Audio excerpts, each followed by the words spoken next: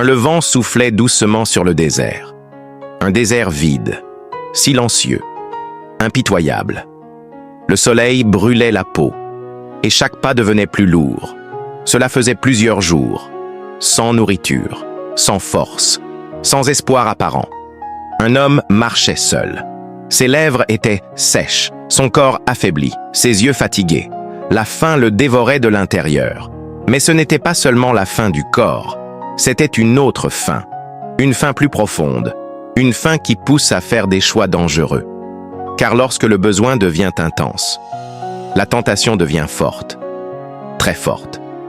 Mais dans ce désert, il n'était pas seul. Le silence semblait total. Mais en réalité, quelque chose observait. Une présence obscure, invisible, mais réelle. Elle ne faisait pas de bruit.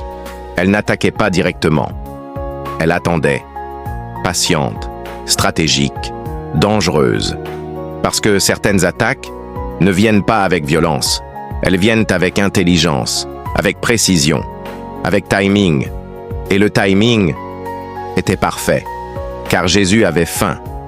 Pas une petite faim, une faim profonde, violente. Après des jours sans manger, son corps criait. Chaque cellule de son être demandait une seule chose: manger, survivre, continuer. Et c'est exactement là que l'attaque commence.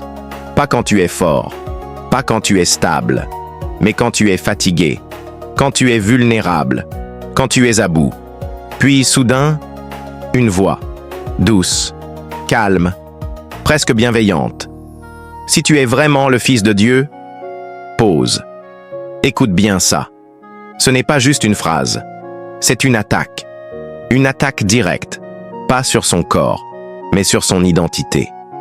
Si tu es vraiment, le doute est introduit, subtilement, sans violence, sans pression, mais puissant.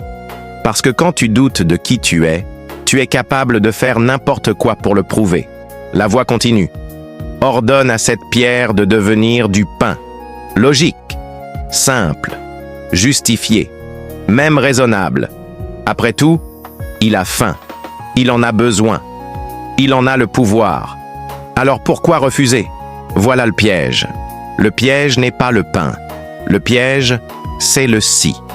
Si tu es vraiment, parce que maintenant, la tentation devient une preuve, une pression, un défi.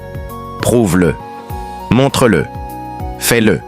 Et beaucoup tombent ici, parce qu'ils veulent prouver leur valeur, prouver leur capacité, prouver qui ils sont. Mais écoute bien ceci, tu n'as pas besoin de prouver ce que Dieu a déjà déclaré.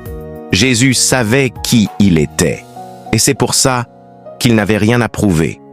Mais imagine un instant, s'il avait douté, s'il avait répondu à cette pression, s'il avait transformé la pierre, ça aurait semblé normal, même logique.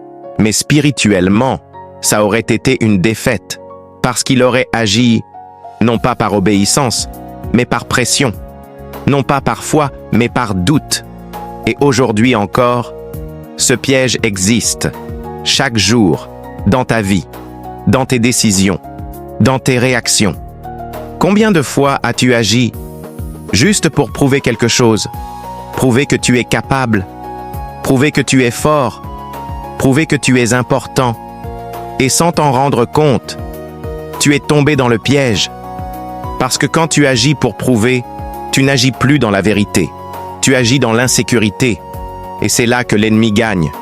Mais Jésus ne tombe pas, il ne réagit pas, il ne se justifie pas, il ne prouve rien, il répond avec calme, avec autorité, avec vérité. L'homme ne vivra pas de pain seulement. Boum, une seule phrase, mais une puissance énorme, parce qu'il replace le combat au bon niveau. Ce n'est pas une question de faim, c'est une question de dépendance, dépendance à Dieu, pas aux besoins, pas aux urgences, pas aux pressions, et ça change tout, parce que maintenant, la faim n'est plus le problème, c'est l'obéissance, et Jésus choisit l'obéissance, même dans la douleur, même dans le manque, même dans la difficulté. Silence, la voix disparaît, mais la faim reste. Et ça, c'est important. Parce que faire le bon choix ne supprime pas immédiatement le problème, mais ça garantit la victoire. Le désert était toujours là, silencieux, immense, implacable. Mais cette fois, le combat changeait de forme. L'homme avançait lentement, affaibli, mais toujours debout. Son corps souffrait. Mais ce qui allait venir n'allait pas toucher son corps. Ça allait viser son cœur, son ambition, son destin. Soudain, tout changea.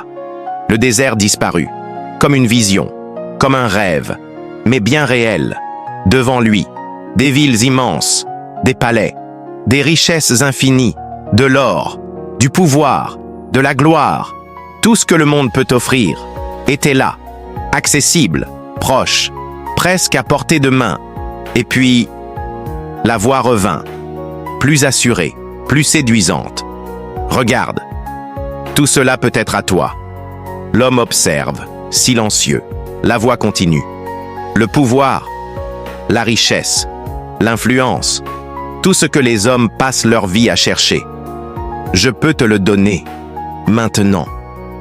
Pas dans 10 ans, pas après des efforts, pas après des sacrifices. Maintenant, instantanément, sans lutte, sans douleur, sans croix. Un raccourci. Le genre d'opportunité que beaucoup rêveraient d'avoir. Et la voix ajoute doucement, presque comme un secret. Il suffit d'un seul geste. Un seul. Prosterne-toi devant moi. Silence. L'air devient lourd, très lourd, parce que là, le piège est encore plus dangereux. Ce n'est plus un besoin physique, c'est une ambition, un désir profond, le désir de réussir, le désir d'avoir plus, le désir de dominer. Et soyons honnêtes, qui ne veut pas réussir? Qui ne veut pas être respecté? Qui ne veut pas sortir de la pauvreté? Qui ne veut pas avoir une vie meilleure? C'est là que beaucoup tombent, parce que le piège ressemble à une bénédiction. Mais en réalité, c'est une corruption, un échange dangereux, un contrat invisible. Tu gagnes le monde, mais tu perds ton âme. La voix insiste.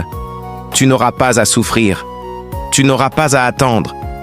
Pourquoi prendre le chemin difficile quand un raccourci existe? Question dangereuse, très dangereuse, parce que dans ce monde, les raccourcis sont partout. Argent facile, succès rapide, influence instantanée.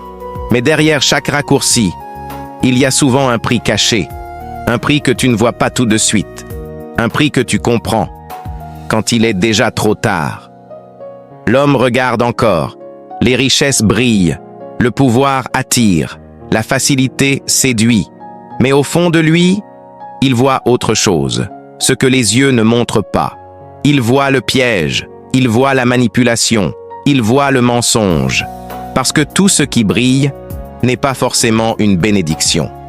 Alors il répond, calmement, mais avec une autorité ferme, tu adoreras le Seigneur ton Dieu. Et tu le serviras lui seul.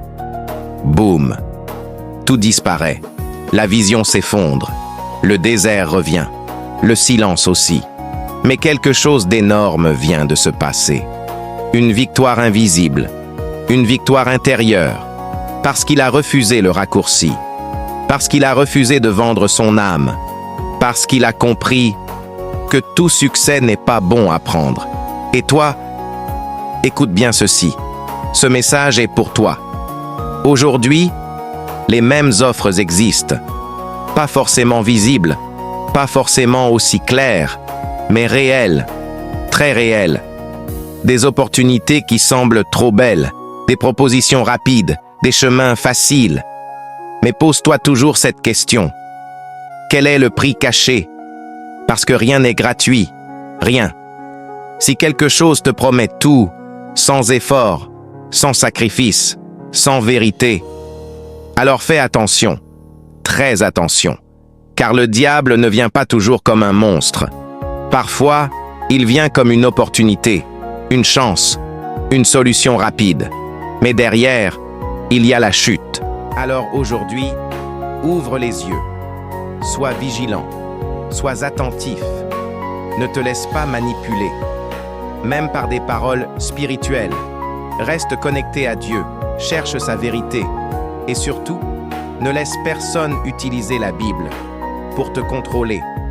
Si tu choisis de rechercher la vraie vérité, écris en commentaire « Je veux le discernement ». Partage cette vidéo à quelqu'un qui a besoin d'ouvrir les yeux et abonne-toi pour recevoir des messages puissants qui fortifient ta foi. Aime cette vidéo pour me donner de la force. Et souviens-toi, le diable peut citer la Bible, mais il ne peut pas vivre la vérité. Et toi, tu peux choisir de marcher dans la vraie lumière.